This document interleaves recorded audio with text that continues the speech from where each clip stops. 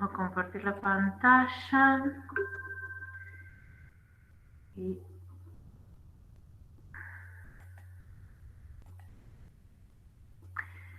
teóricamente, bien.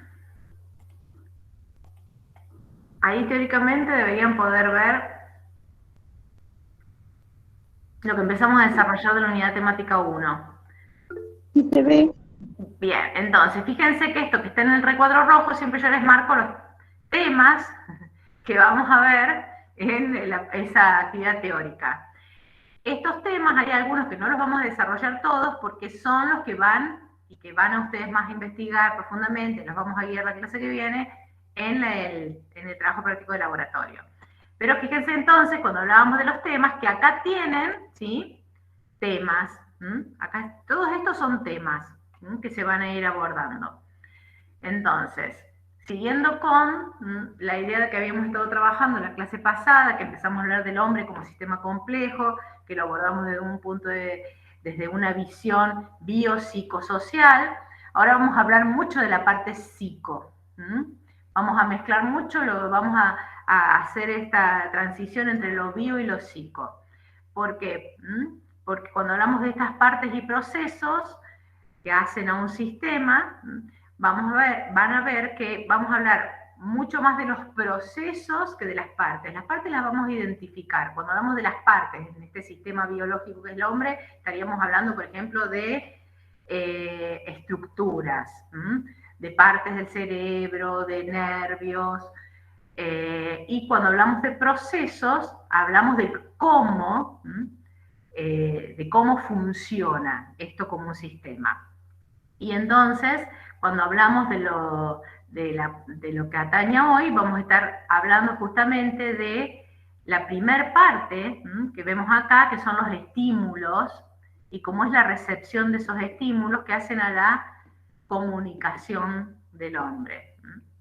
Entonces, como esos estímulos, que fíjense que venían del medio externo, por eso hablamos de exterocepción, la palabra misma se los dice, y justamente cuando hablamos de ese organismo en relación con el medio externo, veíamos dos situaciones que se daban, de ese límite entre el medio externo y el medio interno, que ya definimos a ese medio interno, y vimos la clase pasada desde el punto de vista termodinámico que nos comportábamos como un sistema negentrópico cuando hablábamos del manejo de la energía, pero cuando hablamos de las cuestiones que abordamos en el día de hoy, vamos a estar hablando de lo que es la percepción y cómo se integra esa información generando una respuesta conductual.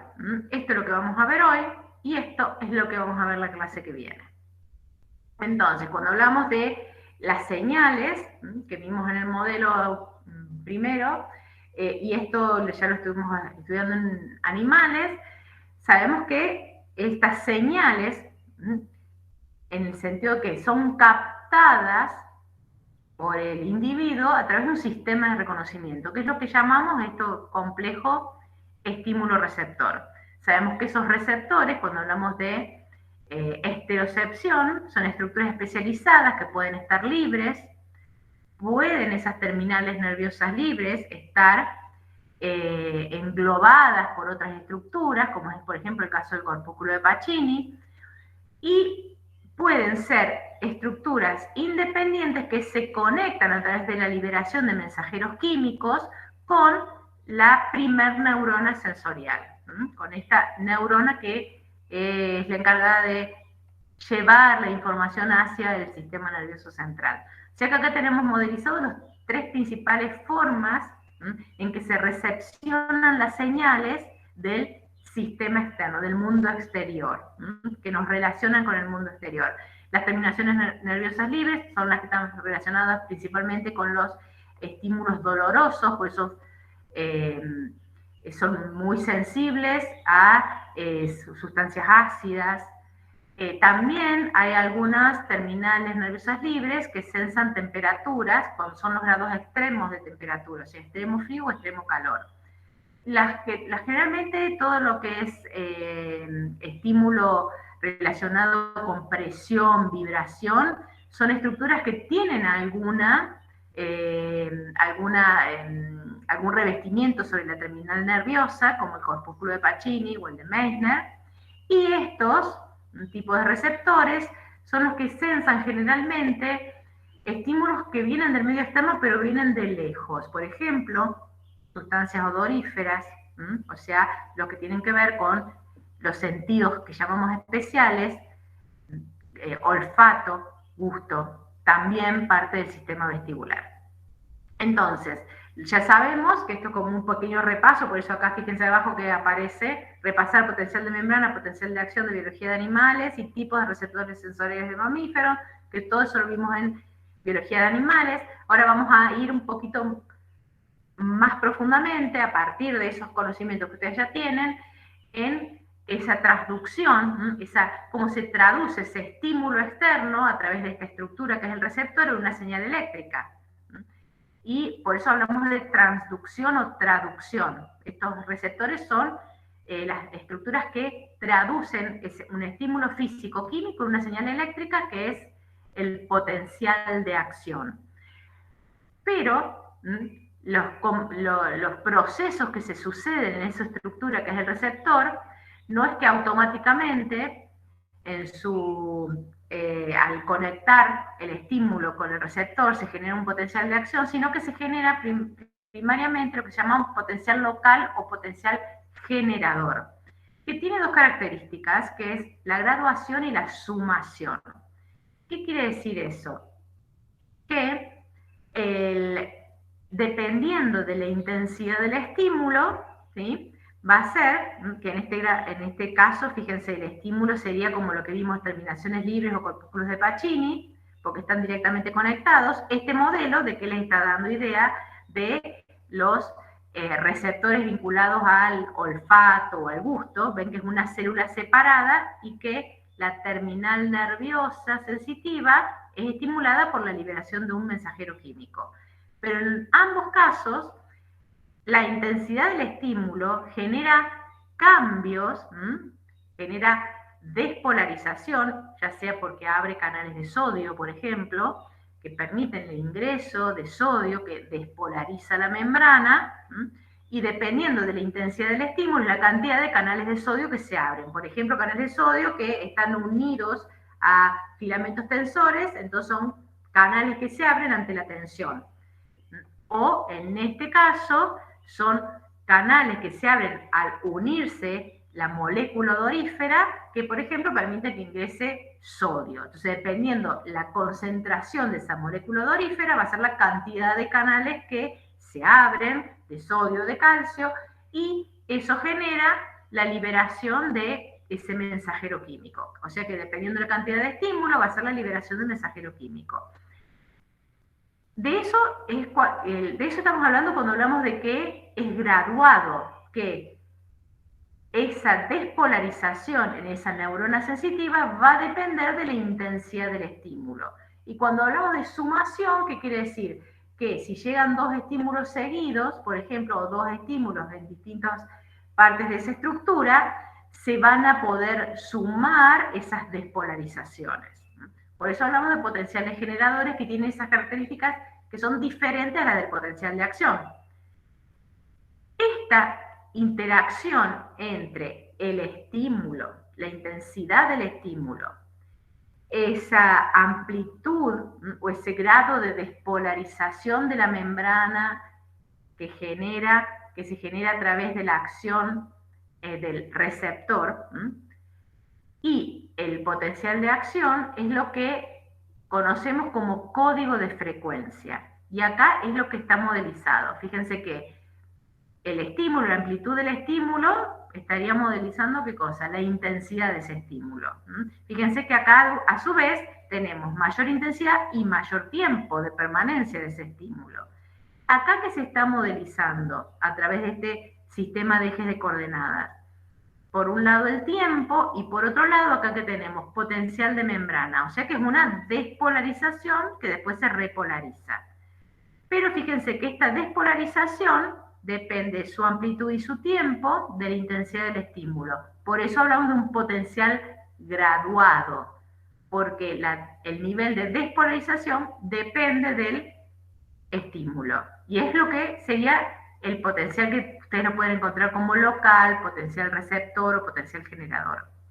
Dependiendo de esa intensidad y de ese tiempo, va a ser la cantidad de potenciales de acción que se generen en la fibra sensitiva. Y fíjense, acá se lo está marcando el estímulo en la parte donde estaría conectado con el receptor, en las estructuras receptivas. Acá en esta parte se genera el potencial, esa despolarización local o de potencial generador, y en el axón, donde ya tenemos la fibra mielinizada, se genera el potencial de acción. ¿Qué cambio entre este sector y este sector donde está mielinizado? Que en el sector mielinizado hay canales voltaje dependientes. Y la apertura de los canales voltaje dependientes de sodio determinan que si se supera el umbral, ¿se acuerdan? Potencial de acción. O sea que depende la intensidad de este potencial generador, va a ser la frecuencia de descarga de potenciales de acción. Por eso, mayor intensidad de estímulo, mayor amplitud de ese potencial generador, mayor frecuencia de descarga. ¿Y eso en qué se va a transformar? Que en la sinapsis, hacia la neurona sensitiva secundaria, si hay mayor frecuencia de descarga, ¿sí? Esto sería que aumentó la frecuencia de descarga de potenciales de acción, aumenta la apertura de los canales de calcio en la sinapsis, van a tener que volver también a repasar sinapsis, y aumenta, ¿qué cosa? La cantidad de calcio en la terminal sináptica, y por lo tanto aumenta la exocitosis del neurotransmisor. O sea que fíjense que esa sería la forma en que se codifica la información, desde algo que es externo, que es la intensidad del estímulo exterior, a la sinapsis en el sistema nervioso central. Y esto es lo que conocemos como código de frecuencia, porque lo que está variando es la frecuencia de descarga de potenciales de acción. Obviamente que a través de esta forma se comienzan a decodificar los atributos de ese estímulo sensorial, porque como vimos, el estímulo tiene distinta intensidad, ¿sí? Y distinta duración, y vimos que se va decodificando con la frecuencia de descarga de potenciales de acción de intensidad y el tiempo en el que están presentes esos potenciales de acción con el tiempo. Pero no todos los receptores generan frecuencias de descarga mientras están estimulados, y eso se conoce como adaptación de receptores. ¿Qué quiere decir? Que esos receptores que vimos tienen la propiedad de adaptarse a la presencia del estímulo y otros no. Fíjense acá, al ver esta imagen, ustedes fácilmente se pueden dar cuenta de que esto acá nuevamente está ejemplificando la intensidad y la duración del estímulo. Y acá que está ejemplificando el potencial generador. Como potencial generador, aumenta la despolarización y se reduce, pero se mantiene mientras está presente el estímulo. Y acá que tenemos la frecuencia de descarga, que fíjense que a medida que disminuye ese potencial generador, disminuye la frecuencia de descarga. Pero siempre que hay estímulo, hay potenciales de acción. Y eso se llaman receptores tónicos. O sea que tónicamente siempre van a estar generando potenciales de acción mientras está presente el estímulo. Ahora fíjense en este otro caso. Tenemos exactamente lo mismo. El mismo estímulo, la misma intensidad, la misma duración. Fíjense qué ocurre con el potencial generador. Se produce una despolarización al inicio y una despolarización al final de ese potencial generador. Y cuando observamos los potenciales de acción, ¿qué pasa? Se dan solamente al inicio y solamente al finalizar. Eso nos está hablando de que hay un periodo de tiempo de que a pesar de que esté el estímulo, no se producen potenciales de acción. Y eso se llaman receptores fásicos. ¿Por qué? Porque cambian, pasan de generar potenciales de acción a no generarlos a pesar de que esté el estímulo. Por eso este proceso que vemos acá se conoce como adaptación de los receptores, propiedad de adaptación. Y entonces ahí ustedes van a encontrar que esos receptores se pueden dividir en tónicos, que siempre están descargando potenciales de acción con la presencia del estímulo, y fásicos, cuando tienen la propiedad de adaptarse. ¿Cuáles son los receptores que tienen propiedades de adaptarse? Los que tienen una estructura que permiten que, aunque esté presente el estímulo, por ejemplo, en este caso, se reacomodan las capas, esas capas que son, ustedes imagínense que cortan una cebolla, el centro de la cebolla sería la fibra nerviosa que llega, las capas que van rodeando serían membranas en este receptor, y entre medio hay líquido. Por lo tanto, la presencia apenas se presiona, se deforma, ven esta deformación, abre los canales, por ejemplo, de sodio, y se genera un potencial generador que va a convertirse en potencial de acción. Ahora, fíjense que mientras se mantiene el estímulo, se reacomodan las capas y ya no hay más deformación de la terminal sensorial. Por lo tanto, en ese momento no se transmite ninguna información, no hay potencial generador. En el momento que se libera el efecto de succión, cuando se deja de presionar, también deforma, y ahí es la señal de que se deja de tener estimulado el receptor. O sea que hablamos de los receptores que tienen la propiedad de adaptación, son aquellos que tienen alguna estructura, ¿sí?, que puede modificar la capacidad de la fibra de ser activada. Y en este caso vimos los tipos de receptores. Los otros que nos quedan son las terminales nerviosas libres, que dijimos que están relacionados, por ejemplo, con los receptores de dolor. Y esto nos está diciendo que esos receptores, por mínimo que sea ese estímulo, siempre van a estar descargando potenciales de acción. Y esto está hablando de la importancia relativa de cada tipo de información hacia la homeostasis interna del individuo. Otra característica importante que habla de la decodificación de ese atributo del estímulo es lo que llamamos principio de línea marcada. Y esto ya tiene que ver, fíjense, pasamos del mecanismo de transducción, que dependiendo si es un receptor tónico o fásico, se producen o no potenciales de acción mientras esté el estímulo. Ahora, eso va a ser conducido por una neurona, que es una neurona sensorial, y el principio de línea marcada nos está diciendo que cada tipo de receptor que traduce una información, que son específicos para cada tipo de información, va a estar conectado a una vía aferente distinta. No es que muchas veces justamente la modelización en los libros no es la más adecuada, porque muchas veces lo que te muestran es que hay distintos, fíjense acá tenemos terminales nerviosas libres, discos de Merkel, copúsculo de Meissner, algunos, acá está Pacini, y fíjense que acá cada color hay una vía nerviosa de un color distinto. Esto nos hace ver en el modelo que cada estímulo sensorial es conducido hacia el sistema nervioso central por una neurona distinta, por una fibra nerviosa distinta. Muchas veces que van a encontrar que todo esto está unido a una sola línea, pues pareciera que todos los tipos sensoriales son conducidos por el mismo nervio.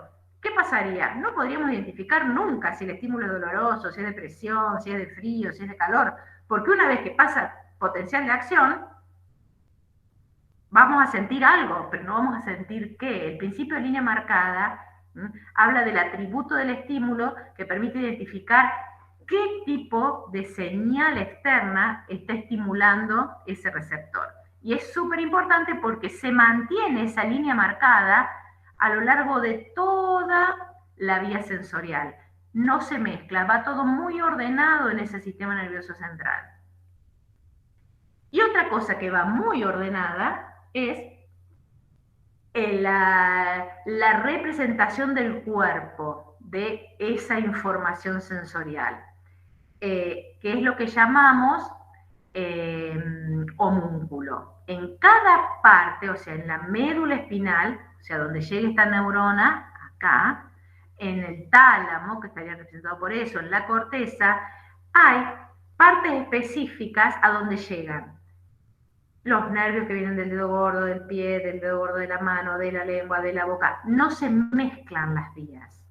Y eso hace que cada parte del cuerpo esté representada sensorialmente. Y es lo que se conoce como homúnculo, que es lo que ustedes van a encontrar en los libros, como este hombrecillo que aparece acá en esta corteza, que esta sería que la vía que venía por principio de línea marcada, es lo que les muestra estos colores, que representaría vía de corpúsculo de Pacini, o sea, presión, dolor, frío, calor. Y en cada lugar sería la presión que se siente en el dedo gordo de la mano, en el dedo gordo del pie, en la oreja. Llega un lugar específico de cada parte del sistema nervioso.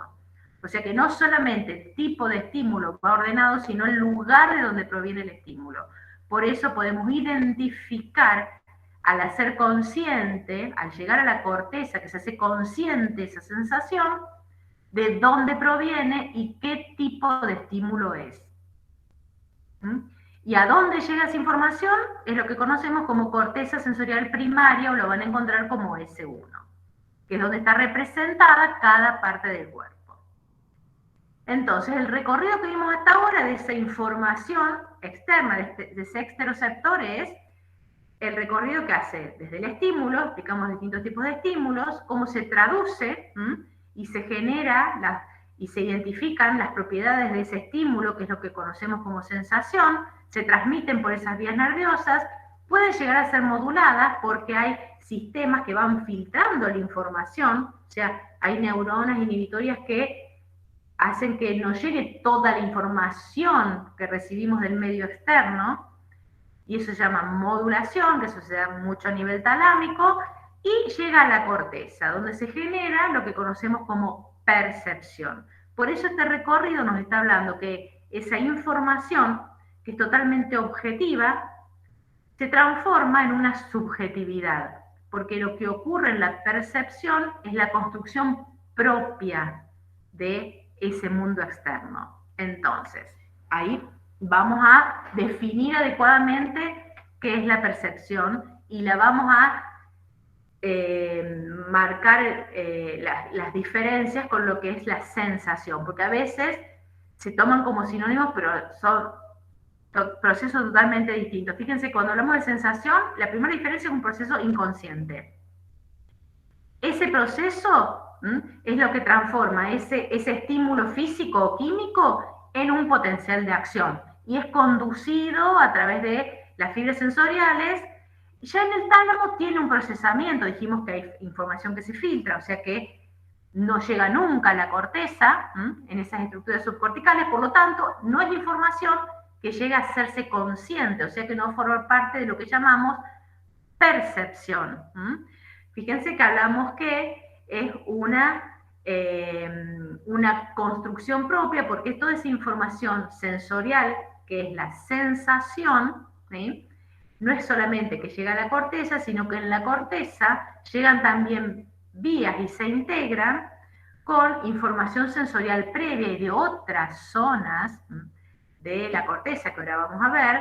Por eso hablamos que es la información que está interpretada, completada y rectificada de acuerdo a qué, a la experiencia, al interés y a la imaginación de cada individuo. Obviamente que todo esto, lo que hablamos cuando hablamos de experiencias, intereses e imaginación, estamos hablando de otras estructuras que impregnan a esa construcción, que no es solamente sensorial. Entonces vamos a ver cómo se produce esa construcción, que es lo que llamamos percepción. Por eso hablamos que es un proceso individual, porque se interpretan los estímulos, y no solamente los estímulos externos, sino también los internos. Por eso cuando hablamos de exterocepción, que sería lo que viene del medio externo, fíjense que hablamos de la piel y las mucosas, porque las mucosas que revisten el cuerpo en realidad están en contacto con el medio externo también.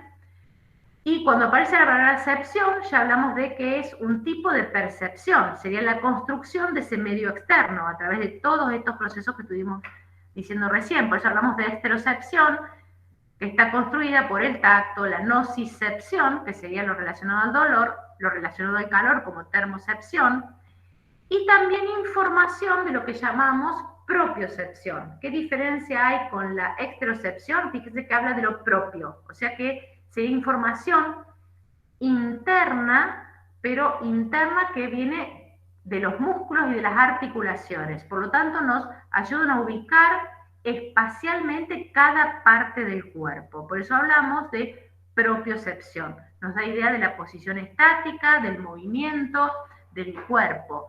Y ahí colabora también parte de lo que llamamos sistema vestibular porque nos da la orientación espacial del cuerpo.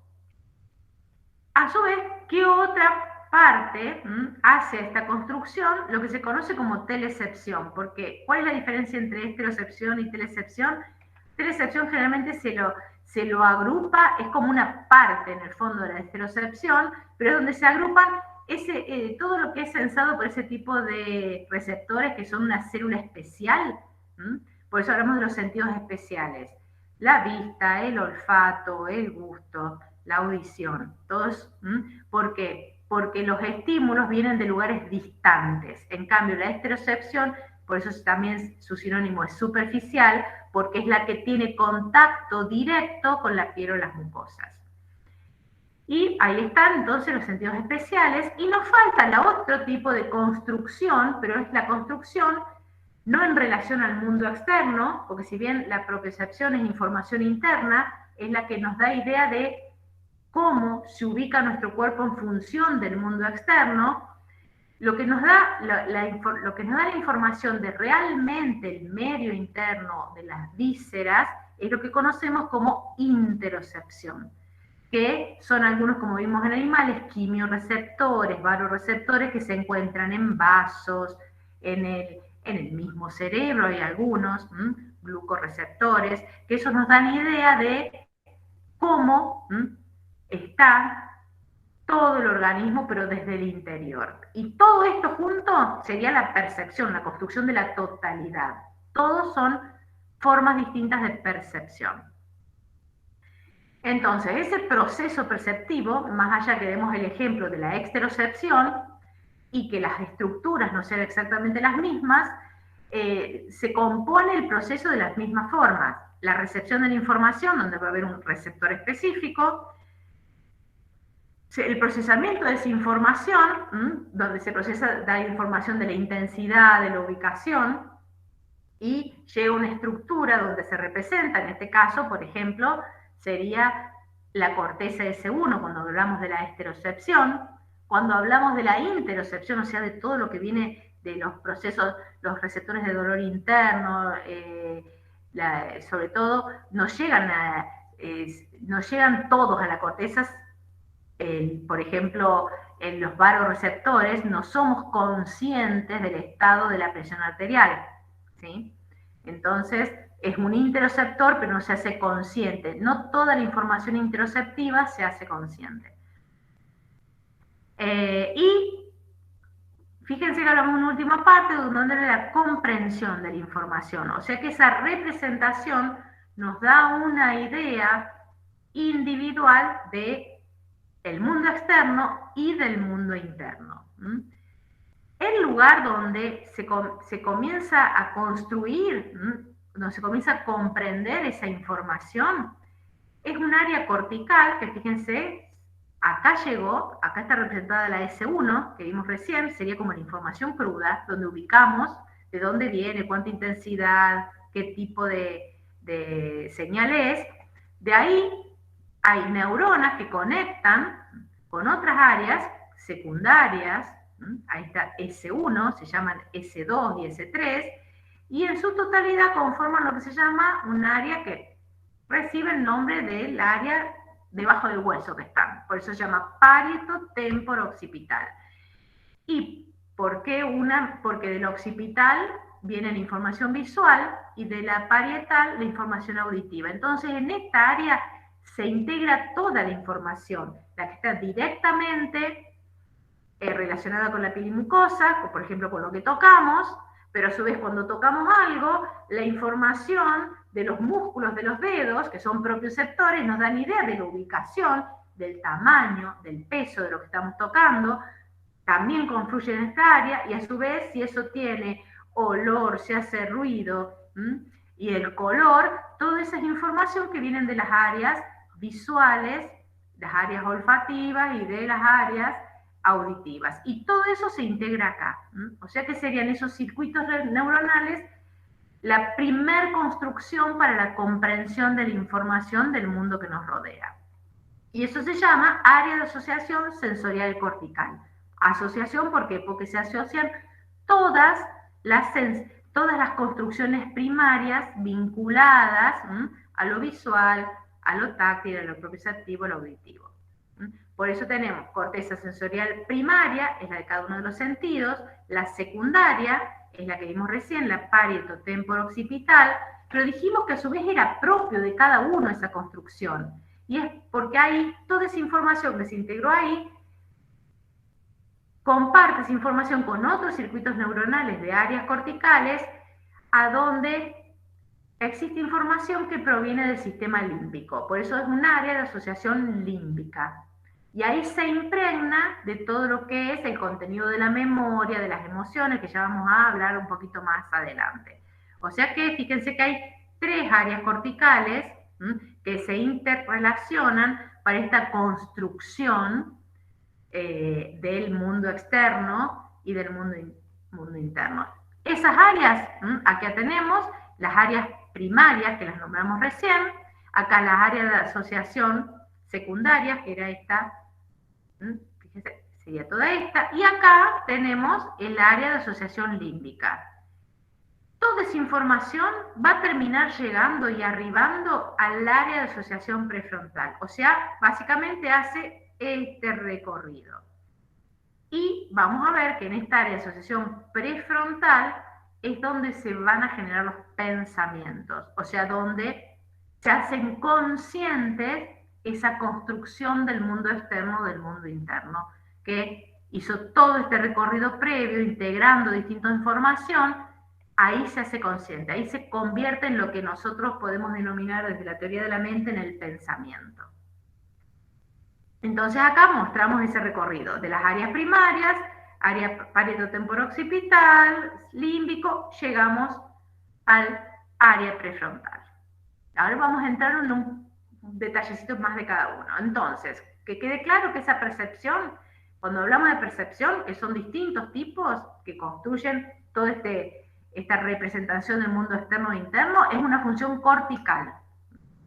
Todos son circuitos corticales. Y cuando hablamos de la representación del mundo interno, esta imagen es una de las que más fácilmente habla de que es la construcción individual, porque ante un mismo estímulo que proviene de un mismo objeto del mundo externo, la construcción, o sea, la percepción de ese objeto es totalmente distinta para cada individuo. Y entonces ahí es que hablamos de que se encuentra en relación a las emociones, a las experiencias, y otra cosa muy importante, que es donde está ahí el lóbulo frontal, a las posibilidades de acción. Y fíjense que acá la imagen representa todo eso. Relación con las emociones, acá principalmente relacionado a eso, pero fíjense que hablamos de las posibilidades de acción.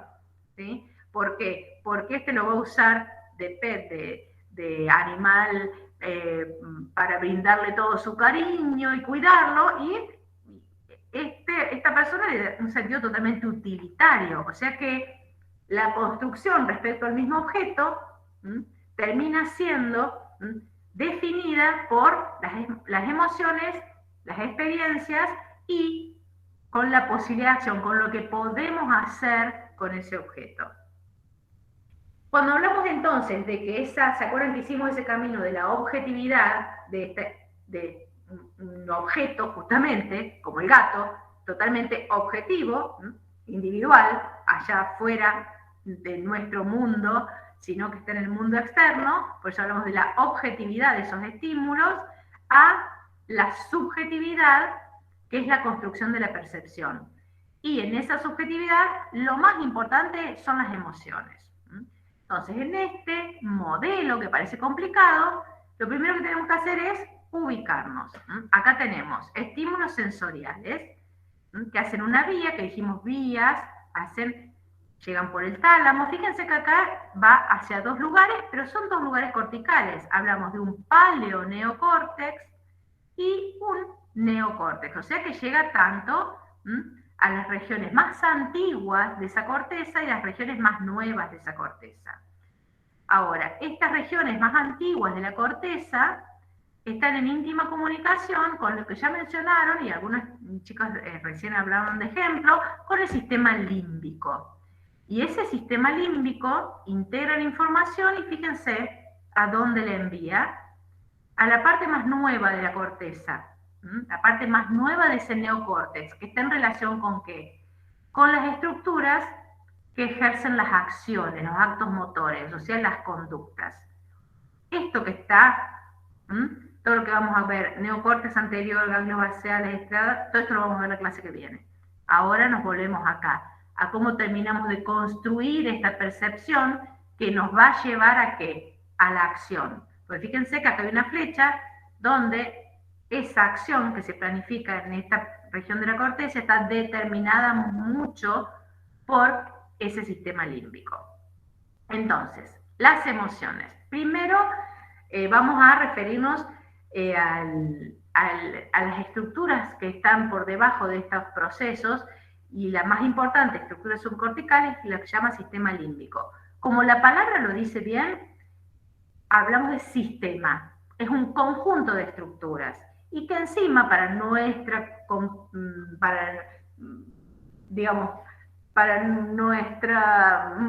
mal, cada autor le incorpora distintas cosas, ¿sí? O sea que no, si tienen un libro u otro, capaz que algunas estructuras están dentro del sistema límbico y en otros libros no están. ¿Por qué? Porque justamente como sistema lo delimitan distinto cada autor en cada libro. Pero las estructuras más importantes de estos circuitos subcorticales están en relación a ¿qué? Al hipocampo, a la amígdala, a donde llega el bulbo olfatorio, que tiene contacto directo con estas estructuras, a algunos núcleos hipotalámicos y con una parte muy vinculada a la corteza, pues está, fíjense, inmediatamente debajo, que es el cíngulo. Entonces, algunos incorporan más, algunos incorporan parte de la corteza, que sería lo que está por encima de este cíngulo, y otros no. Por eso, cuando hablamos de sistema límbico, hablamos de un conjunto de estructuras que van a recibir informaciones del medio externo y del medio interno. Y están muy vinculadas con la generación de respuestas, principalmente respuestas que impactan mucho en las conductas innatas que hacen a la supervivencia del individuo. Y una de esas formas de responder al medio externo es a través de las emociones. Por eso hablamos de la reacción. Reacción subjetiva, también es totalmente individual, a estímulos del ambiente que obviamente están influenciados por cuestiones internas, como son los mediadores químicos del sistema nervioso y las hormonas, y que son respuestas totalmente innatas, pero están influidas por la experiencia. La típica emoción más estudiada es la emoción del miedo. Pero lo que tienen en común, por eso decimos que que es una respuesta innata, que es una conducta innata, lo que se representa en la expresión de estas emociones, es que siempre se expresan de la misma forma en todos los individuos. Por eso fácilmente identificamos en un dibujo animado o en la cara de alguien la expresión de esas emociones, principalmente, por ejemplo, la de el miedo, la de la ira, la de la alegría. Esas emociones primordiales son las que son fácilmente identificables, porque forman parte del comportamiento instintivo. Y otra cosa que nos hace ver que forman parte de ese comportamiento instintivo es que niños recién nacidos, por ejemplo, expresan sonrisas, o sea que todos los circuitos que hacen a la expresión de esas emociones ya están delineados apenas nacemos. Y el primero que habló justamente de la expresión de las emociones fue Charles Darwin, que utilizó el estudio de la expresión de esas emociones como un argumento para refutar a aquellos científicos que expresaban que hasta podían decir, sí, la evolución todo bien para los animales, pero como los humanos somos los únicos capaces de sentir, expresar y leer emociones, no podemos haber descendido de los monos. Entonces, trató de idear una forma de justamente refutar esta idea y comenzó a hacer estudios que serían básicamente en lo que ahora identificaríamos como en un estudio, digamos, cualitativo a través de encuestas y entrevistas, utilizando unas fotos. Estas fotos se las prestó otro investigador que estaba investigando los músculos de la cara. Entonces, ¿qué hacía con los voluntarios? Esto que ven acá son estímulos eléctricos y lo que hacía era ir identificando cada músculo de la cara que se contraía con los estímulos eléctricos. ¿Qué identificó Darwin? Que algunas de esas fotos representaban expresión de emociones. Entonces lo que hizo fue mandar las fotos a distintos lugares del mundo y decir qué identifica de reacción en cada una de las fotos. Entonces comenzaban a identificar sorpresa, alegría, miedo, angustia. Todos comenzaron a identificar lo mismo, no importaba si era en la India, si era, porque uno de los lugares donde, por ejemplo, mandaba la información era en la India, bueno, en Inglaterra, en Estados Unidos. Coincidieron todos en que cada foto representaba lo mismo, o sea, el individuo que las veía leía la misma expresión de esas respuestas faciales, que entonces representaban estados emocionales, que podemos leerlo en el otro. Y eso él lo tomó como un proceso resultado de la evolución, porque no era para nada aprendido. Todos estos circuitos de cómo uno lee, de cómo uno expresa cada emoción, son innatos. Por lo tanto, ahí considero justamente que estas emociones también explican y representan parte de la evolución humana. Entonces, volviendo a la expresión de esas emociones, que cómo identificamos cada emoción a través de sus componentes. Y cuando hablamos de los componentes decimos que es un componente físico, o sea, que es bien corporal, pero que hace a la expresión endógena, que sería a través del sistema nervioso autónomo y endocrino. Por ejemplo, en el miedo, siempre que nosotros, ante una situación de miedo, aumenta la frecuencia cardíaca, podemos llegar a temblar, o sea que tenemos expresiones del cuerpo que nos están diciendo a través de qué sistemas se está expresando esa emoción a través del organismo. Un componente conductual, que sería lo que se expresa hacia el otro, que sería la expresión corporal, que serían los músculos faciales, veíamos recién unas expresiones, o a veces gritos, o a veces puede darse la parálisis o la huida, que lo veíamos en animales, ¿se acuerdan? Que dependiendo la vía que tome, puede generar parálisis o huida ante el mismo estímulo que es el miedo. Y por último se identifica lo que se llama componente cognitivo-psicológico, porque dijimos que si bien la emoción es una respuesta básicamente innata, está impregnada de la historia individual de cada uno. ¿Por qué? Porque esa experiencia ha sido procesada y pasa a formar parte de esos circuitos en el sistema límbico y en la corteza frontal. Por lo tanto, pasa a ser parte de las experiencias.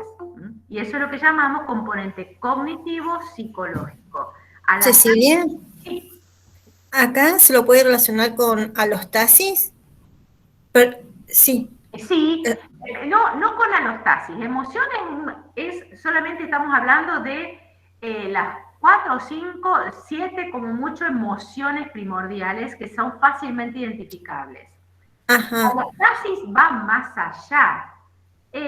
Dijimos, es cuando para mantener la estabilidad del medio interno, o sea que va mucho más allá de una emoción, ¿sí? Para mantener los parámetros del medio interno, que pueden ser glucemia, temperatura corporal, o sea, para mantener la estabilidad de todo ese líquido que baña las células, ¿sí? Uno puede confrontar las situaciones como el miedo a través de ese componente cognitivo. O sea, sería una parte de ese componente cognitivo y psicológico que nos ayuda a sopesar a través de la experiencia.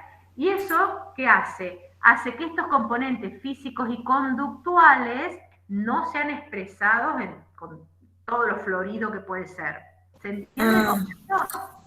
Sí, no, yo lo había confundido cuando vi la imagen que el hombre de campo veía al gato, digamos, como un cazador, digamos, le servía para por cómo Sí. estaba en su contexto, digamos. Sí, pero Entonces esto no es homeostasis, es una construcción cognitiva.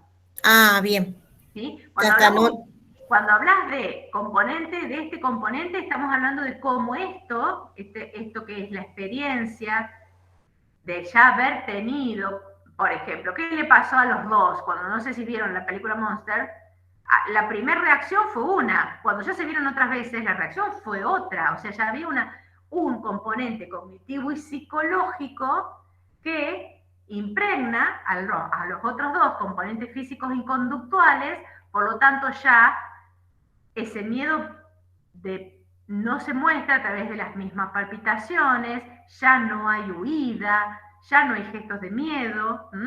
Entonces, eso sería el componente cognitivo-psicológico que sí hace a la alostasis, porque a través de de esa experiencia consciente, esta respuesta que es totalmente involuntaria, fíjense que el sistema nervioso autónomo, endocrino y respuestas innatas, es modulada. O sea que siempre a través de la experiencia podemos modular o modigerar los componentes físicos y los componentes conductuales. Y eso sí sería un ejemplo de alostasis. Alostasis. Bien, gracias. Entonces, hablando del miedo, y para terminar de entender bien cómo es esta expresión del miedo, hay una estructura importante en este registro del miedo, que sería donde están los circuitos neuronales. Fíjense que hablamos de los preimpresos innatos, o sea que nacemos con esos circuitos neuronales que nos ayuden a identificar rápidamente estímulos que pueden ser dañinos, por ejemplo, y que generan esta emoción del miedo, que se ubican esos circuitos en una estructura muy chiquitita de este sistema límbico que se llama amígdala, que está acá. Entonces, la cuestión es cómo llega la información a la amígdala, porque en realidad los circuitos de reconocimiento que ese estímulo genera miedo están en la amígdala, pero obviamente va a llegar a través de los sentidos, o porque sentimos, o porque oímos un ruido, o porque sentimos un temblor, o porque vimos, a través del sistema visual, vimos una víbora, o sea que a través de los sentidos llega ese estímulo, que acá estaría el estímulo, que hace el recorrido. Por un lado llega a la corteza sensorial, identificamos qué es, pero fíjense que acá hay otra flechita, ¿ven? Que hace un recorrido más cortito y llega a la amígdala. Por lo tanto, acá fíjense, hay dos vías. Una que va a la corteza sensorial, que es la parte donde se reconoce el estímulo, y esa información va al hipocampo, que vamos a ver que ahí están los circuitos de la memoria, o sea que podemos generar y reconocer por experiencias pasadas, pero también la información llegó muy rápidamente por esas vías neuronales al núcleo amigdalino. Y fíjense el núcleo amigdalino con quién se conecta. Se conecta con una estructura que se llama sustancia gris, perioconductal, que es la que directamente gatilla conductas emocionales. Con el hipotálamo, que se relaciona, como vimos en la clase pasada, con el sistema nervioso autónomo y otra parte del hipotálamo con la respuesta hormonal, que por ejemplo sería liberación de cortisol, liberación de adrenalina, y acá aumento del sistema nervioso simpático.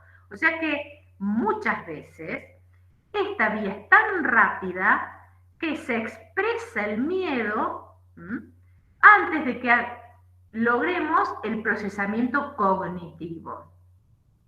Además, ese procesamiento cognitivo, que ya vamos a ver dónde se hace, que es en el lóbulo frontal, lleva tiempo construirlo.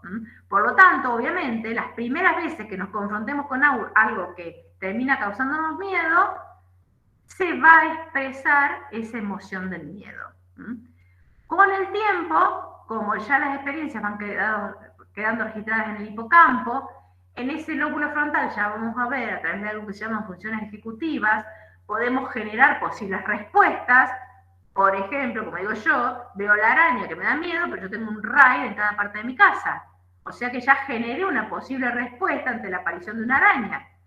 Por lo tanto, ya no me causa la misma respuesta emocional del miedo, porque generé una pauta conductual a través de los circuitos del lóbulo frontal de cómo responder a la aparición de ese posible estímulo.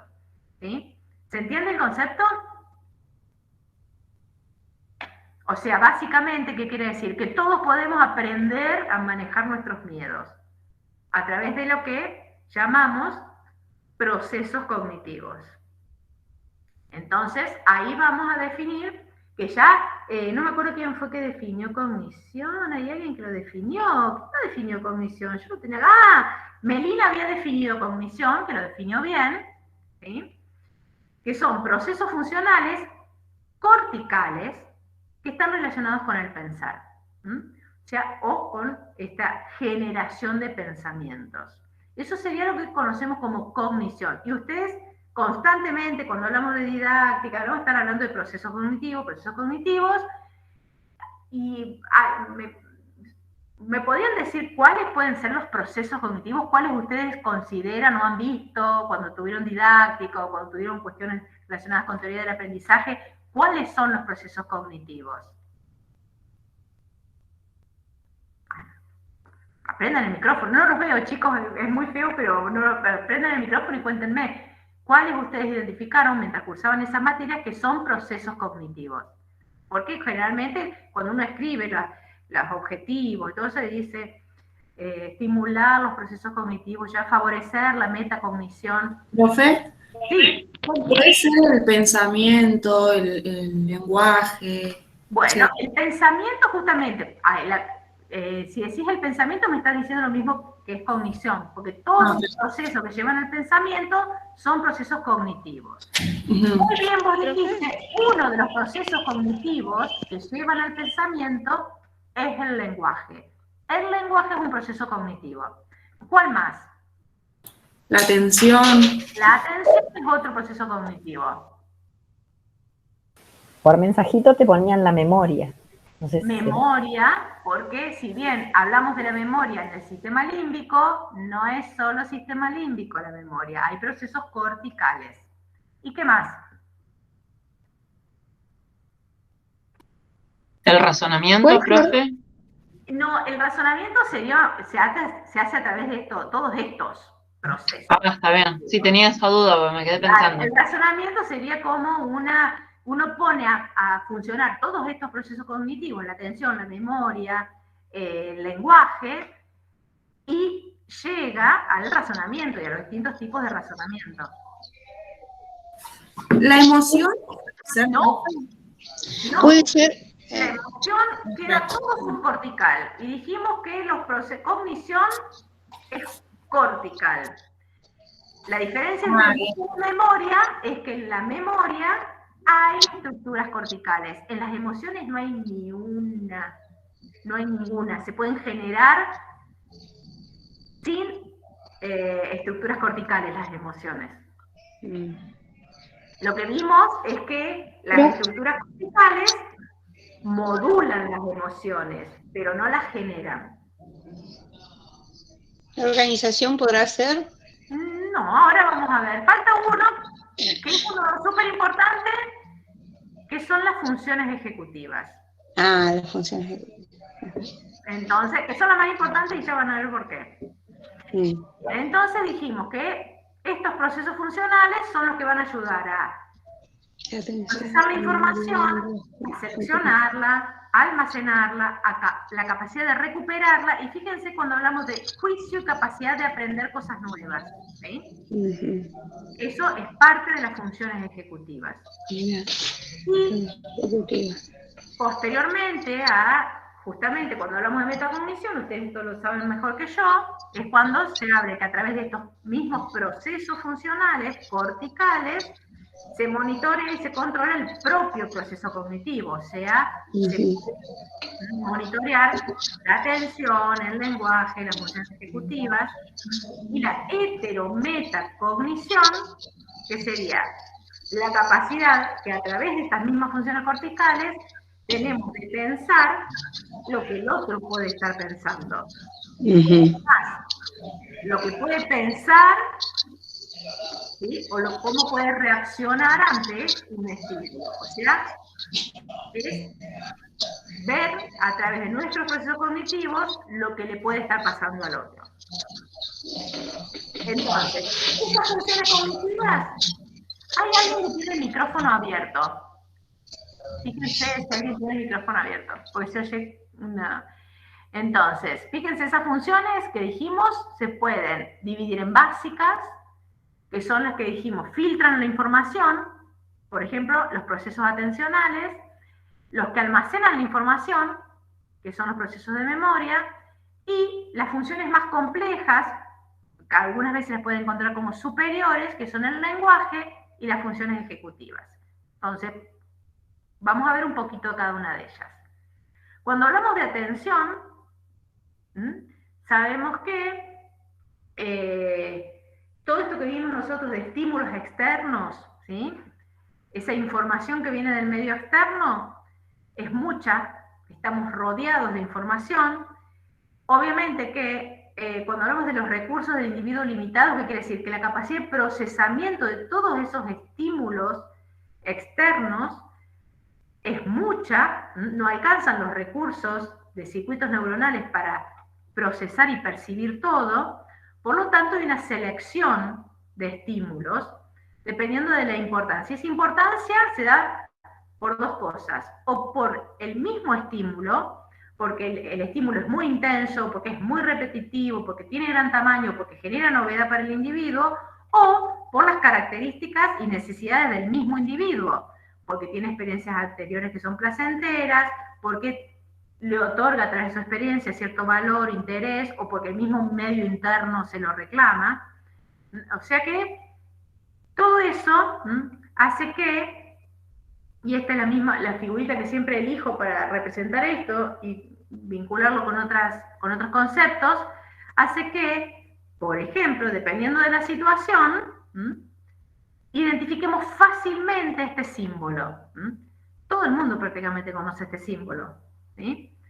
O sea que fueron muy inteligentes quienes diseñaron el símbolo, o sea que tuvieron en cuenta todo esto para el diseño del símbolo. O sea, todas estas características y todo esto de que estamos hablando es lo que tienen en cuenta los que hacen publicidad, los que hacen marketing, porque tratan de atraer nuestra atención y de generarnos algunos procesos que tienen que ver con nuestras necesidades.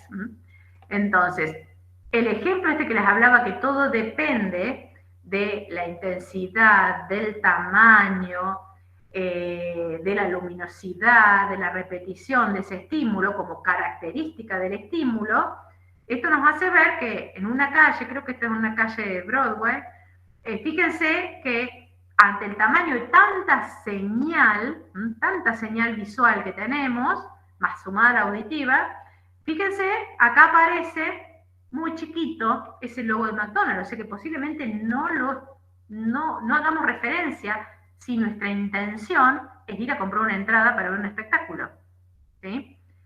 Entonces, por eso hablamos que la atención es justamente un proceso cognitivo de control de toda esta información que hace que tengamos la capacidad de seleccionar de una cantidad de alternativas, fíjense la cantidad de alternativas que hay de señales en este ejemplo, de estímulos, también pueden ser estímulos que lleven a realizar una tarea, como decíamos, comprar una entrada de alguna de las cantidades de obras de teatro que hay en esta calle, y todo eso implica un proceso de vías neuronales que se llaman sistemas atencionales, que son los que vamos a ver. El cómo, justamente esto que nosotros decimos, que atendemos o prestamos atención a algo, que focalizamos, que quiere decir que estamos focalizando la atención o esos circuitos atencionales en un objetivo. ¿Y qué se hace? Por consecuencia, se desechan o se dejan de lado los otros, las otras señales. Por eso hablamos que los sistemas atencionales hacen de un filtro a toda la información del mundo externo. Esos procesos de atención son corticales, por eso son una parte importante de los procesos cognitivos. Y esos circuitos corticales se pueden identificar tres fácilmente, que acá los tenemos con colores. Fíjense que acá tenemos, vamos a empezar de acá abajo, hablamos de circuitos de la vigilancia o de alerta. Son circuitos, lo que ven NA es noradrenalina, que es un neurotransmisor. Estos circuitos de vigilancia o de alerta, ¿qué son? Son principalmente vías neuronales que liberan noradrenalina y mantienen el estado de alerta, o sea, mantienen la vigilia. ¿Qué serían? ¿Se acuerdan cuando vimos en la clase anterior cómo pasamos del sueño a la vigilia y de la vigilia al sueño, que nombramos al SARA como un sistema reticular ascendente de activador? Bueno, este circuito de vigilancia o del estado de alerta es parte de ese circuito activador. Mientras estemos en vigilia, o sea, despiertos, este circuito está activando todo el resto de las áreas corticales. Cuando estos núcleos neuronales se llenan de adenosina, ¿se acuerdan? Y encima aumenta la melatonina, disminuye la liberación de noradrenalina, por lo tanto, el resto de la corteza, ¿sí?, pierde la capacidad de reaccionar y se entra en el estado de sueño, como para que les termine de cerrar el concepto que vimos antes. O sea que mientras este circuito noradrenérgico de vigilancia, que es un circuito de atención, esté liberando noradrenalina en el resto de la corteza, se puede mantener la vigilia y se pueden recibir estímulos. O sea que es básico para recibir estímulos. Pero no estamos hablando de seleccionarlos, solamente de mantener el estado para poder recibirlos. Acá aparece otro circuito que es este marcado en gris, que se llama posterior, que libera acetilcolina, que su función es orientar hacia los estímulos. Por eso se llama que es el circuito de orientación. O sea que sí, acá es el que selecciona la información dependiendo de los estímulos que estemos recibiendo y de qué, de las necesidades del individuo, de esas dos características que eran el estímulo y el mismo individuo que recibe los estímulos. Dependiendo de eso, es que se activa para orientar hacia ese estímulo y seleccionar esa información. ¿Dónde se termina de procesar? Fíjense, es en el lóbulo frontal. También un circuito cortical que maneja y libera dopamina, que es otro neurotransmisor importante, que habla de atención ejecutiva. Y la palabra ejecutiva nos está diciendo cuál es la importancia. Que dijimos que la atención permite filtrar información, que acá se terminó de filtrar, y selecciona el objetivo, y generalmente termina generando una tarea, seleccionando una tarea. Y acá es donde se produce eso, por eso hablamos de atención ejecutiva. O sea que es el mecanismo que va a ir monitoreando si se mantiene la atención mientras estamos ejecutando la tarea. O sea que los tres se retroalimentan. Sin este circuito de alerta, estos dos no funcionan. O sea que tenemos así los tres circuitos atencionales, donde tenemos mantener la alerta, seleccionar el objetivo y mantener la atención mientras ejecutamos la tarea. básicamente eso sería la representación de estos 3 circuitos atencionales. Obviamente que, como dijimos recién, podía ser que el estímulo o el interés fuera comprar una entrada, por lo tanto esa M de McDonald's ni la veíamos. ¿Por qué? Porque nuestra motivación, que acá serían las señales internas, ¿sí?, eran otras. Ahora, si la señal interna es la sensación de hambre, lo primero que vamos a ver en toda esa cartelería es la M de McDonald's. Porque justamente cuando hablamos de motivación, serían todos esos procesos que llevan a que el individuo actúe o seleccione una conducta de determinada manera. Y en ese caso, por ejemplo, el hambre va a llegar a seleccionar a través de sus sistemas atencionales como objetivo la M. De todas esas señales, la M. Y a su vez esa información se integra y va hacia el lóbulo frontal y genera la selección de la pauta de conducta, que ¿cuál va a ser? Ir caminando hacia el McDonald's y mirar y decir cuál hamburguesa me voy a comer.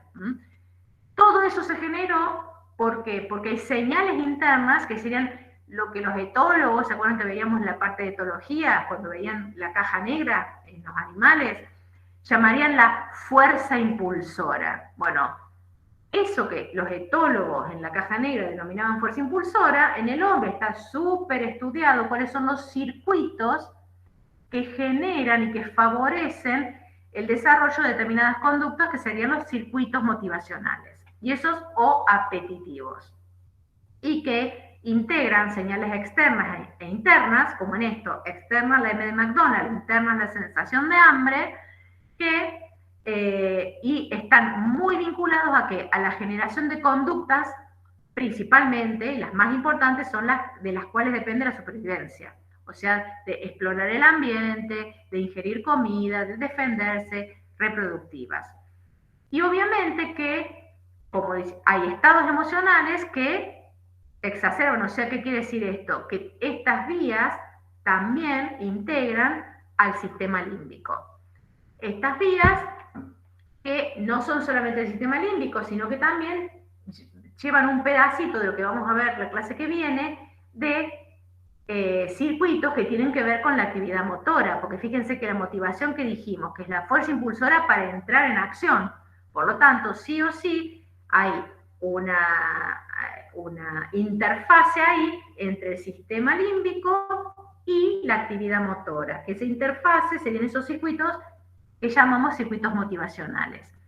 Y también lo vamos a terminar de ver la clase que viene, cuando que muchos de estos circuitos motivacionales son los que, ¿se acuerdan que vimos que lo vamos a repasar, pero repasen de nuevo también todos los tipos de conductas que vimos en animales, que cuando hablábamos de aprendizaje, ¿se acuerdan? Y que hablábamos de Pavlov, de Skinner, ¿sí?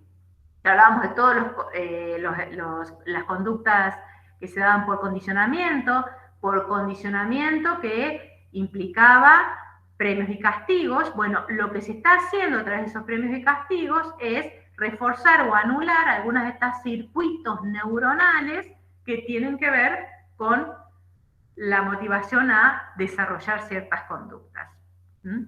Y obviamente que esos circuitos motivacionales tienden a establecerse fácilmente como circuitos en lo que vemos que es el sistema límbico y en la corteza, que tienen que ver con la memoria. ¿Por qué? Porque fácilmente esos circuitos quedan asociados con esas recompensas. Por lo tanto, cuando hablamos de memoria, tenemos que hablar de todos los procesos que otorgan al individuo la característica o la posibilidad de recordar eventos, ya no solamente eventos, caras, números, procesos, patrones motores. Obviamente que es una función cognitiva, ¿sí? Y todos estos procesos, que los vamos a ver muy chiquititos, todos se dan por un conjunto de estructuras que, fíjense, está el sistema límbico, pero fíjense quién participa de forma muy importante, el lóbulo frontal. Esta corteza del lóbulo frontal es lo que hace que esa memoria sea un proceso cognitivo. Si no, sería subcortical y no es proceso cognitivo. Y esa memoria ustedes lo van a encontrar en los libros dividida desde un punto de vista, o sea, la característica para clasificarla o es cualitativa o es temporal. Pero hay un punto en que las dos se unen. Fíjense que cuando hablamos de los tipos de memoria van a encontrar todos estos nombres. ¿Cómo se relacionan? La memoria sensorial corto plazo y largo plazo serían los tipos de memoria acorde al tiempo, o sea, desde el punto de vista temporal. Y cuando hablamos de esos tiempos, sería que cuando hablamos de memoria sensorial es prácticamente lo que pasa, esos milisegundos, o que llega a cuanto muchos segundos de esa construcción en esas corteza sensorial primaria, que desaparece rápidamente, salvo que los procesos de atención, ¿sí?, lleven a que se mantenga la atención sobre ese evento. Por eso acá aparece esta flechita de repetición. Y si esa repetición o esa atención se mantiene por más de un minuto, ya se generan otros procesos en esos circuitos neuronales, que es lo que llamamos memoria a corto plazo. Ahora, esa memoria a corto plazo rápidamente puede perderse, salvo que esa repetición se mantenga en el tiempo y esos circuitos se vinculen con otras estructuras que ahora vamos a ver cuáles son y activen circuitos neuronales que permitan que se mantienen activados y que puedan ser recuperados a largo plazo. Y esa sería la memoria a largo plazo. O sea que fíjense que son cuestiones temporales. Es una memoria súper cortita, es una memoria que dura un minuto, o es una memoria que, dependiendo las repeticiones, ¿sí?, o los reforzamientos, va a durar días, meses o años. Dentro de esta memoria a largo plazo, fíjense, es que aparece lo que llamamos memorias desde el punto de vista cualitativo, o sea, los tipos de memoria, dependiendo de el qué se puede recordar. Y ahí aparecen entonces lo que llamamos memoria implícita y explícita, que lo van a encontrar con otros nombres que serían explícito declarativa o implícito procedimental. ¿Cuál es la diferencia? Que acá se lo está diciendo, procedimental, hablamos de procedimientos, o sea, de acciones, de habilidades. Fíjense que es inconsciente. Básicamente, una memoria procedimental sería la de que una vez que aprendimos a andar en bicicleta, siempre vamos a saber andar en bicicleta. Eso sería una memoria procedimental o implícita. Implícita porque es inconsciente y tiene la capacidad de ejecutarse a través de un acto motor. En cambio, la declarativa o explícita es la que se hace consciente, la que uno la evoca a través del pensamiento. Por eso es lo que hace a las palabras, a algunos episodios de la vida o de la biografía. Y ahí entonces vemos las dos principales diferencias entre la memoria explícita y la memoria implícita. Dijimos que la explícita es la que se hace consciente, tiene un esfuerzo atencional, porque hacemos memoria, ¿sí? Es una recuperación esforzada, pero fíjense, la gran diferencia que acá, si bien no se hace consciente, es automática, dijimos que está principalmente vinculada a actos motores, y son patrones fijos. Como decimos, andamos en bicicleta, aprendimos a andar en bicicleta de siempre la misma forma. Si aprendimos bien, vamos a andar bien. Si aprendimos mal, vamos a andar mal. En cambio, la memoria explícita es flexible. ¿Y a eso qué viene? ¿Qué representaría? Que a veces uno va rellenando con baches esa memoria. O sea, tiene memorias de la biografía de uno que de repente ve una foto, ¡ay!, y recordó algo. En ese momento, hablamos de esta capacidad de modificar de esa memoria.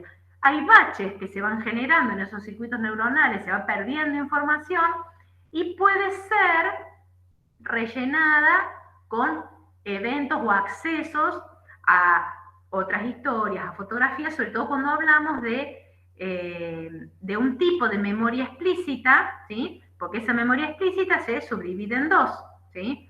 La que se llama episódica o biográfica, que sería la de las vivencias, y la semántica, que sería la que hace a los conceptos. Básicamente, a veces no podemos escindirlos porque uno los clasifica así, pero generalmente hay muchas vivencias que están acompañadas de conceptos. Al recordar conceptos, recordamos automáticamente vivencias. Así que estas serían las características y la clasificación. Recuerden que siempre que hablamos de clasificaciones, estamos haciendo un gran recorte de la realidad. Cuando hablamos de estas clasificaciones y lo llevamos a estructuras donde se producen estos procesos, que son los que generan la memoria, fíjense que tenemos acá el córtex prefrontal, ¿sí? Y acá es donde se generaron muchos de estos eventos, muchos de esta memoria semántica, y acá hay otro tipo de memoria, que es la que nos quedaba, si vamos acá, fíjense acá, memoria de trabajo, que es otro tipo de memoria distinta, que sería básicamente la memoria RAM de nuestro cerebro. O sea, que sería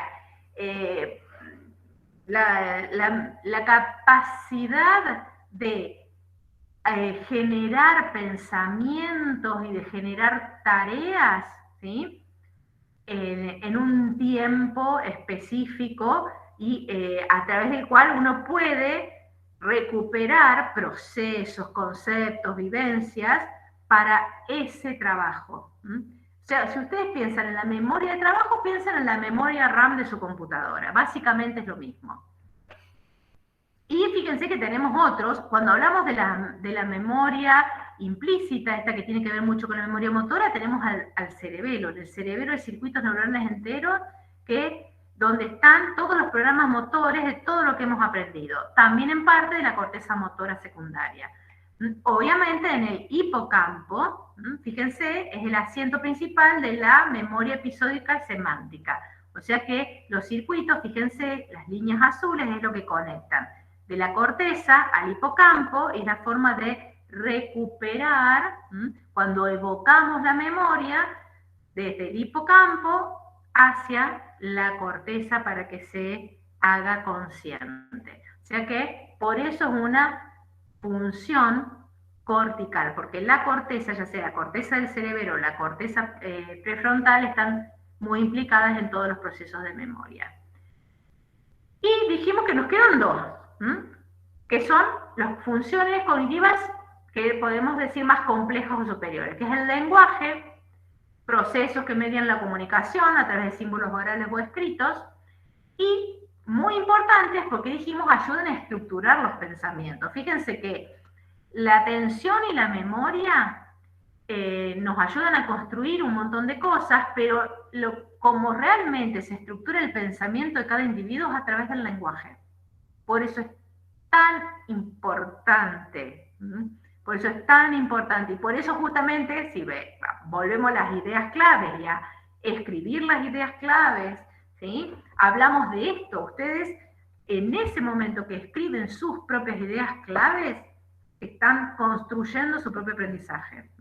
Porque están estructurando su propio pensamiento a través del lenguaje escrito en ese caso.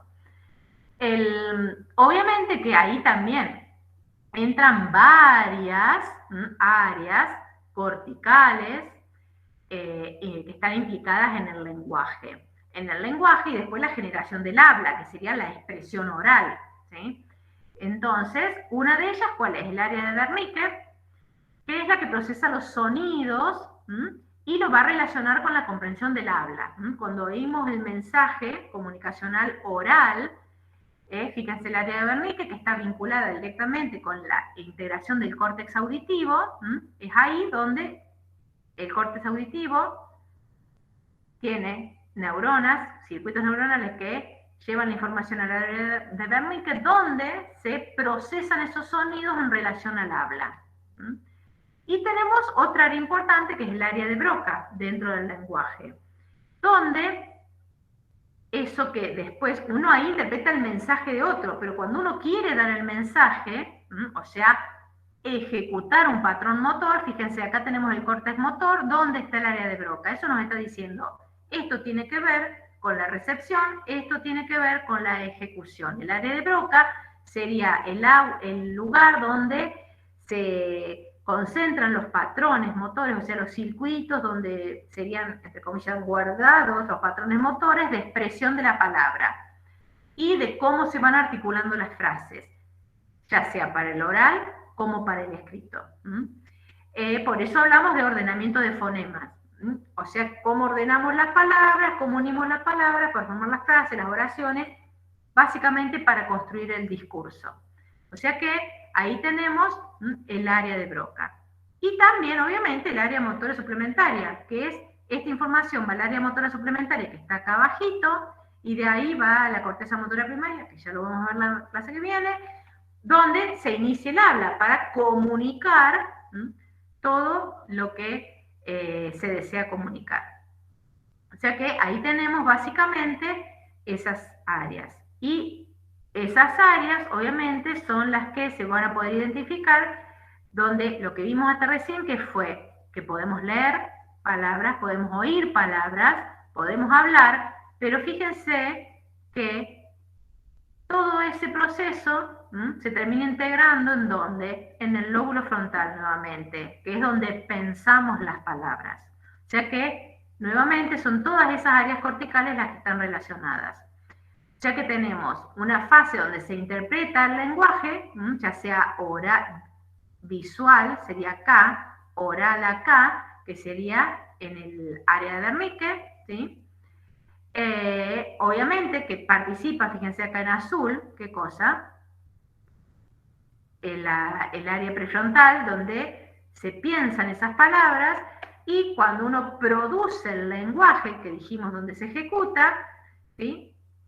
Lo que se llegó de comunicación también va al área de Broca, se terminan de pensar las palabras que se van a ejecutar, van hacia el área de Broca y de ahí a la corteza motora para la ejecución de ese lenguaje, del habla, lo que pasaría a ser el habla. Obviamente que mucho se habla de lo que conocemos como lenguaje corporal, o sea, nosotros recién hablamos del lenguaje, dijimos oral o escrito. También se habla mucho de la lectura del lenguaje corporal.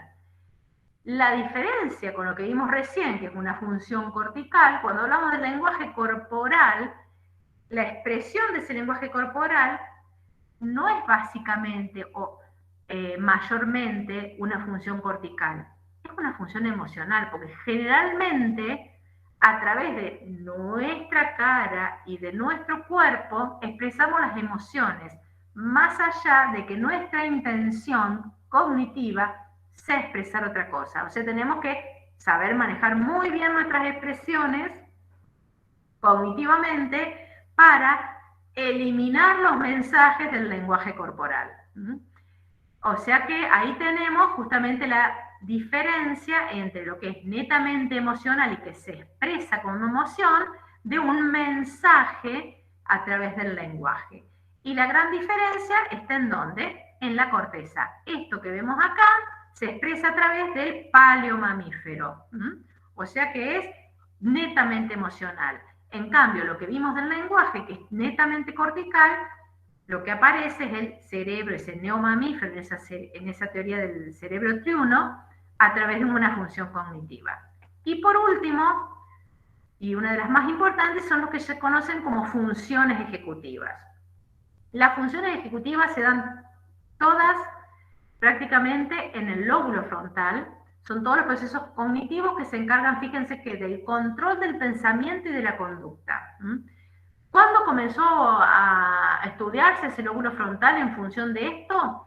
Cuando este individuo, que se llamaba Gage, tuvo un accidente con esta barra de hierro, y la barra de hierro atravesó, fíjense, el globo ocular y destrozó gran parte de su lóbulo frontal. Gage, fíjense, estaba vivito y coleando, había perdido el ojo, se le curó la cabeza, Pero su esposa decía que le habían cambiado el marido, que ya el marido no era el mismo, que antes era una persona que le gustaba ir a trabajar, que cuidaba a sus hijos, que era educado, y se había transformado en una persona violenta, que no escuchaba, que no quería ir a trabajar, era otra persona. Y ahí fue que comenzaron a estudiar las funciones de ese lóbulo frontal, porque evidentemente el cambio que hubo en esta persona fue que se destruyó parte de su lóbulo frontal.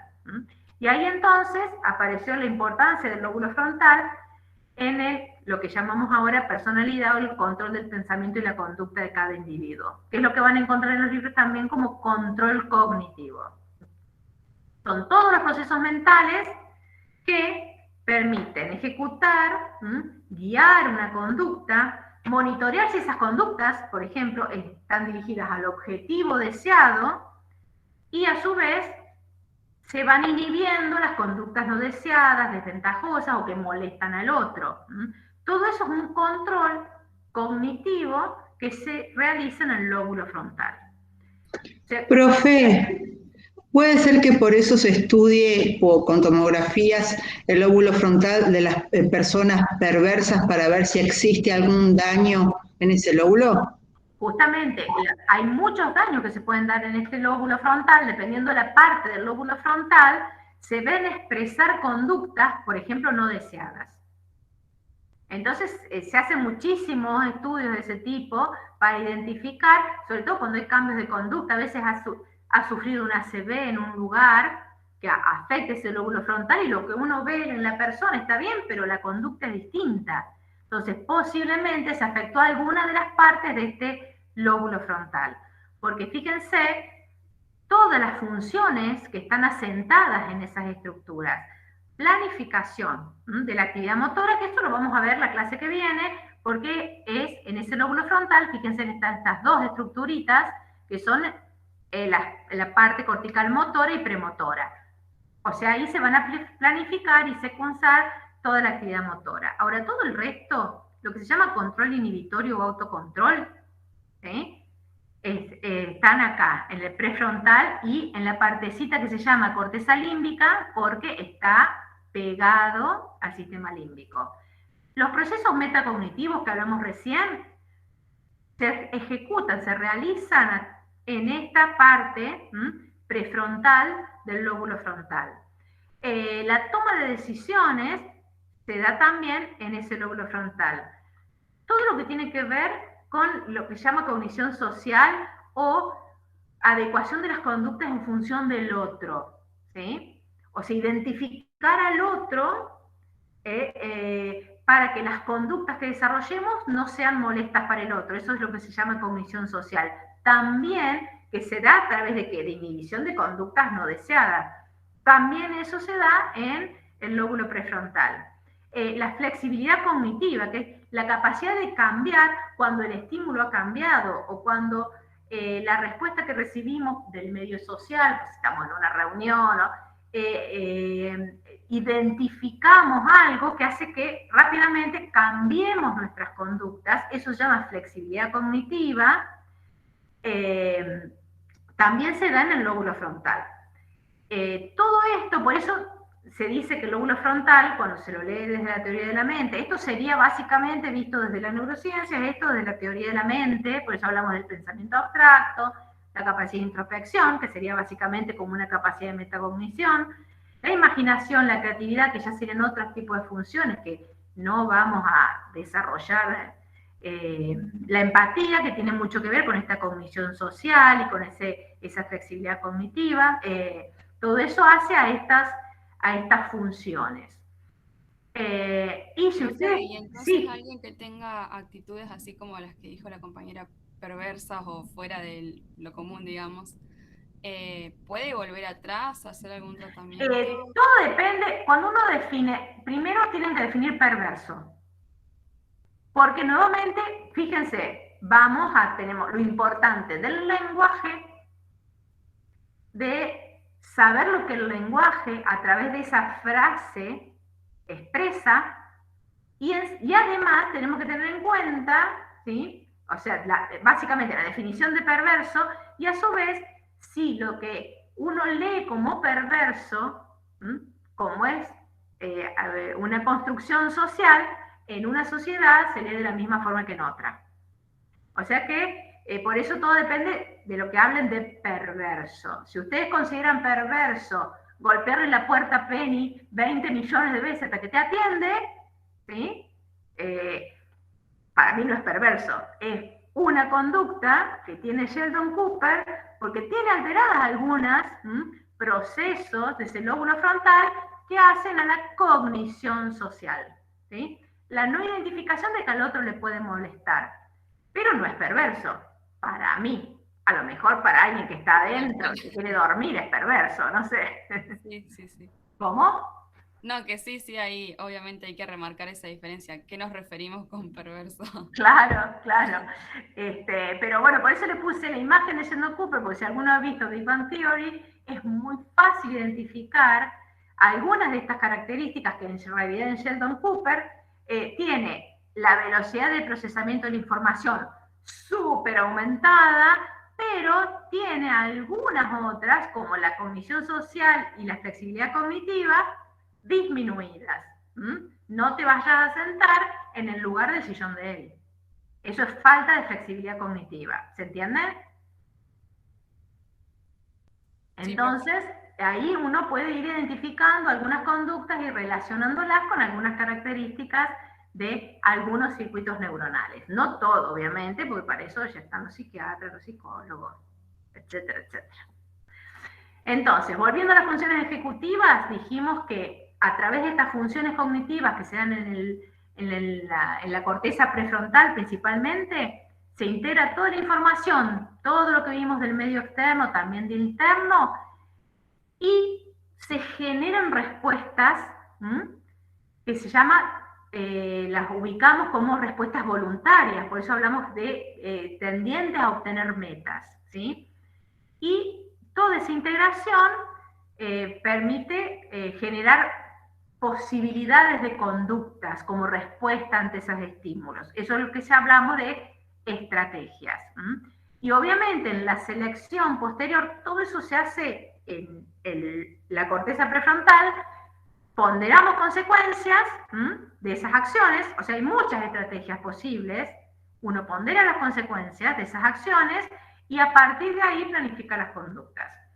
Básicamente, entonces, esas funciones ejecutivas, fíjense, uno las puede encontrar cuando lo ve más desde el punto de vista de la psicología, como conceptualización, formulación de metas, planificación, desarrollo de esas metas, previsión, o sea, capacidad de anticipar posibles consecuencias, monitorear cómo se ejecuta y valorar que el resultado de esa conducta para, digamos, guardarla entre los posibles planes o estrategias futuras.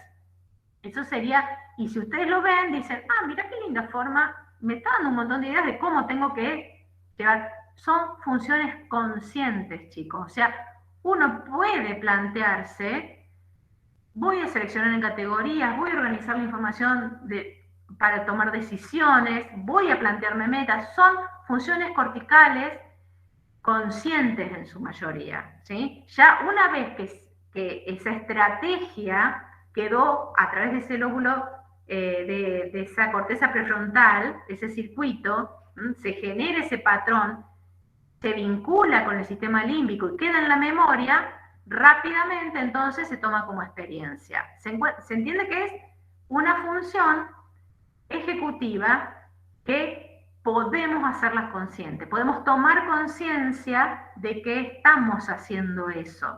Y obviamente que eso lo hace que esa función cognitiva sea mucho más rica. Ahora, no en todo el ciclo vital, esas características o esa cognición o todas esas funciones que vimos, atención, memoria, lenguaje y funciones ejecutivas, se pueden desarrollar de la misma forma. Por eso también ustedes tienen estrategias distintas de abordaje de la enseñanza en el nivel inicial, en el nivel primario, en el nivel medio, en el nivel superior. Justamente esas estrategias en el fondo se basan ¿en qué? En que hay una ontogenia de este sistema nervioso y que tiene distintas etapas en lo cual, entre comillas, van madurando estos circuitos. Acá tenemos, acá están los circuitos que están vinculados, fíjense, con el área de Broca y con el giro frontal, que es donde pensamos las palabras. Fíjense la diferencia, estos son niños recién nacidos y esto es en un adulto. Lo que está modelizado ahí sería un modelo de la cantidad de fibras, de circuitos neuronales que están ejecutando, que tienen la posibilidad de ejecutar el habla o de identificar palabras, construir frases. Fíjense que aumentan mucho. Eso quiere decir que hay una modificación en esos circuitos, en esa ontogenia. Obviamente que eso tiene que ver con distintos tipos de procesos. Esos circuitos neuronales, ya sean estos que tienen que ver con la palabra, como otros que tienen que ver con procesos cognitivos básicos, sobre todo en el lóbulo frontal. Fíjense cómo, acá está representado a los 5 años y acá a los 20 años, fíjense cómo el cambio de color que está representando el volumen de ¿qué? De materia gris. Y ustedes dicen, pero ¿cómo? ¿Cómo es esto? Bueno, resulta que a medida que se van dando los años, se van dando dos procesos que facilitan la especificidad de esos circuitos. Uno es la poda sináptica. A veces los circuitos están muy interconectados y a través de lo que se llama poda sináptica se hacen específicos. Entonces ahí parece que la materia gris se reduce. ¿Pero qué aumentan? Muchas vías que interconectan, que son las que vimos antes, acá. Eso es materia blanca. Y a su vez se mielinizan a lo largo de los años las distintas estructuras. Por lo tanto, la información se conduce más rápido. O sea que a través de distintos procesos se va a facilitar justamente el poder hablar, el poder ir concatenando más frases. Fíjense, el poder desempeñar tareas de memoria de trabajo. ¿Se acuerdan que hablamos de la memoria de trabajo? Que era esa capacidad de estar recordando y haciendo muchas actividades cognitivas al mismo tiempo. ¿Por qué? Porque están más mielinizados y porque los circuitos son más específicos, por lo tanto, hoy se me fue la palabra, recaptar la información es mucho más rápido. Por lo tanto, uno va obteniendo cada vez con los años mayor capacidad o mayor desempeño en las tareas que se proponen, ¿sí? Por otro lado, también se modifican en esa corteza prefrontal los circuitos de la memoria a largo plazo. Por lo tanto, va aumentando la capacidad de almacenar y de evocar recuerdos, sobre todo de la memoria episódica, que comienzan a establecerse mejor en la niñez media y en la adolescencia. Pero ¿qué pasa a su vez en esa niñez media y adolescencia? Todavía no está del todo melinizado algunas estructuras que tienen que ver, corticales, que tienen impacto sobre los circuitos motivacionales. Por lo tanto, hay mayor sensibilidad a las recompensas. Esas recompensas pueden ser buenas, o sea, pero también esas recompensas pueden no ser, entre comillas, buenas y facilitar que esos circuitos motivacionales se conviertan fácilmente en circuitos adictivos. Adictivos por la comida, adictivos por distintas sustancias, tabaco, alcohol. ¿Por qué? Porque hay algunas, a su vez, falta de mielinización no solamente de estos circuitos que tienen que ver con la motivación, sino también con circuitos que no están mielinizados hasta, fíjense, adolescencia tardía o posadolescencia, eso quiere decir 20, 25 años, que son los del lóbulo, la corteza prefrontal, particularmente órbito frontal, que es el área que censa las conductas riesgosas.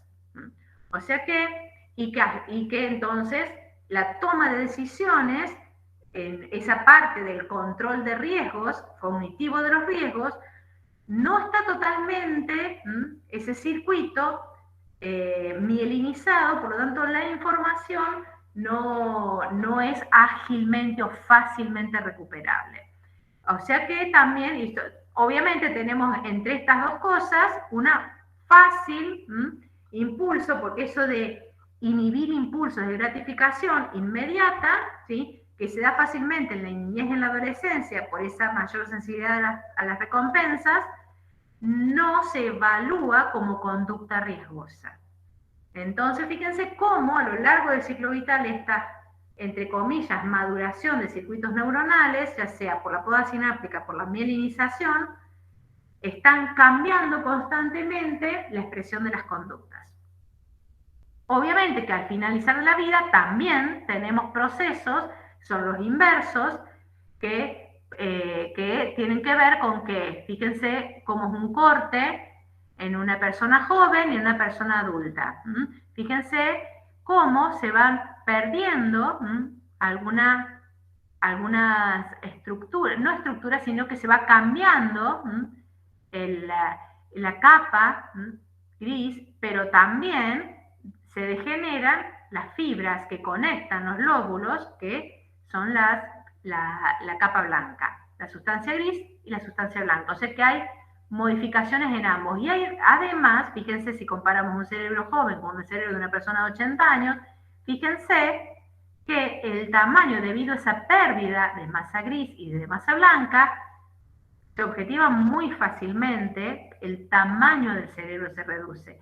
Principalmente en donde, fíjense, en el lóbulo frontal. Por lo tanto, esas capacidades y esas funciones cognitivas que estuvimos viendo, todas se van reduciendo.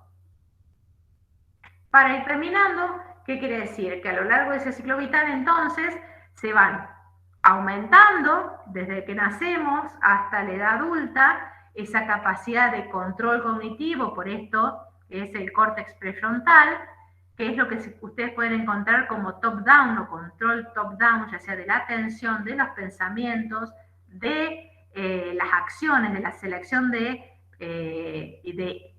las conductas, inhibiendo las conductas inapropiadas, la capacidad de regular emociones, y hacia el final del ciclo vital, la disminución, ya sea de la sustancia gris y de la sustancia blanca, que conectan estas áreas, hace que esta regulación, esta modulación top-down, este control cognitivo del resto de las funciones del cerebro disminuya. Por lo tanto, en el inicio de la vida, como hacia el final de la vida, el sistema límbico, con todas las vías neuronales que llegan a la corteza, tienen supremacía sobre las vías de la corteza prefrontal que tienen este control cognitivo inhibitorio. Y obviamente eso va a repercutir en ¿qué? En la selección de las conductas a lo largo del ciclo vital. Y eso va a ser lo que veamos entonces la clase que viene. La clase que viene, que vamos a ver esta última parte. Sistema de respuesta, lo que es el control motor para la ejecución del comportamiento.